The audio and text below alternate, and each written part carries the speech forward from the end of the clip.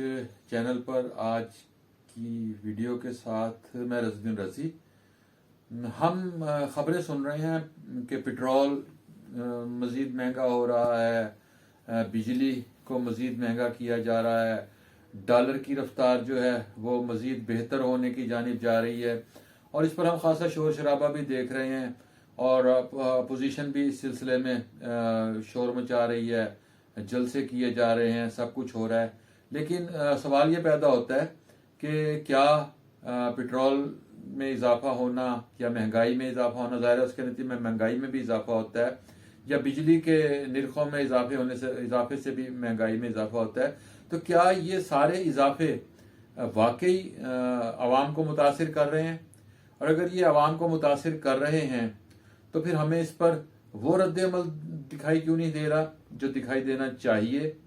और अगर ये हम जिससे बात करते हैं कि आवाम को ये मुतासर नहीं कर रहे, तो फिर अपोजिशन शोर क्यों मचा रही है? और अगर हम इसमें तसलसल देख रहे हैं कि हुकूमत की जानिब से मुसलसल इजाफा किए जा रहा है, लेकिन हमारी ज़रूरियात ज़िंदगी जो हैं वो उसी तरह हैं, हम सब मामलात उसी तरह लेकर चल रहे हैं। हम में से कौन है जिसने पेट्रोल महंगा होने पर पेट्रोल के इस्तेमाल में कोई कमी की हो?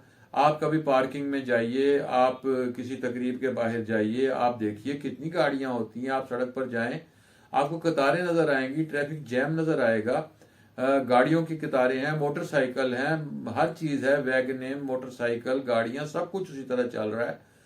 तो फिर अगर हुकूमत इसमें इजाफा कर रही है और बकौल लोगों के जीवन जीना, अपोजिशन के बकौल के जीना जो है वो दो बार हो चुका है, तो फिर हमें ये चहल पहल क्यों इस कदर दिखाई दे रही है? आप किसी प्लाजे में चले जाएं, आप किसी खाने की दुकान पर चले जाएं, आप किसी होटल पर चले जाएं, जाहिर है अगर महंगाई है तो वहाँ होटलों में भी रश नहीं होना चाहिए। अगर महंगाई है तो प्लाजों में रश नहीं होना चाहिए।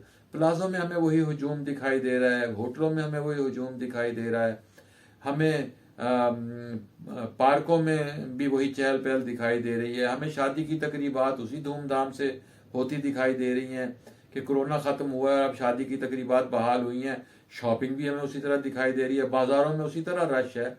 तो फिर कौन सी जगह है, कहाँ है जहाँ आवाम मुतासिर हो रहे हैं? फिर कुछ लोग कहते हैं कि शायद वो तबका जो बहुत निचले सतह का तबका है वो मुसलसल इस दबाव का शिकार है। लेकिन मेरा ख्याल है हमें अभी इस तरफ नहीं देखना चाहिए। हम अभी, हुकूमत को भी मालूम है कि आवाम में अभी बर्दाश्त की बहुत सारी हिम्मत है। हुकूमत भी जानती है कि आवाम जो है वो सब कुछ बर्दाश्त कर रहे हैं। बेरोजगारी हो गई, लोगों को नौकरियों से निकाल दिया गया, सब कुछ हुआ, लोग हैंड टू माउथ भी जिंदगी गुजार रहे हैं, लेकिन हुकूमत के कान पर जूं भी नहीं रेंग रही। क्यों नहीं रेंग रही? इसकी बुनियादी वजह यही है कि आप सब कुछ मामूल के मुताबिक चल रहा है। मैं एक मिसाल देता हूं कि अगर चीनी महंगी हो गई है, अगर हमें और ज़रूरियात ज़िंदगी अगर महंगी हो रही हैं, तो फिर लोग चीनी का इस्तेमाल कम क्यों नहीं कर रहे? मिठाइयों की दुकानें क्यों उसी तरह भरी हुई हैं? बेकरियों पर इस तरह रश क्यों है? वजह सिर्फ इतनी है कि लोगों अगर महंगाई में इजाफा हुआ है तो रिश्वत भी ज़्यादा हो गई है।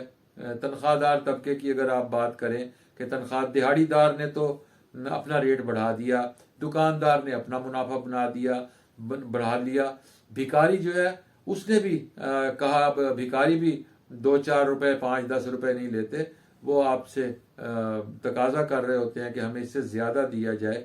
और इसी तरह जो भी घरों में काम करने वाले लोग हैं सब ने अपने अपने रेट बढ़ा दिए। दूध वाले ने कहा कि जी पेट्रोल महंगा हो गया है, मैं दूध का रेट बढ़ा रहा हूँ।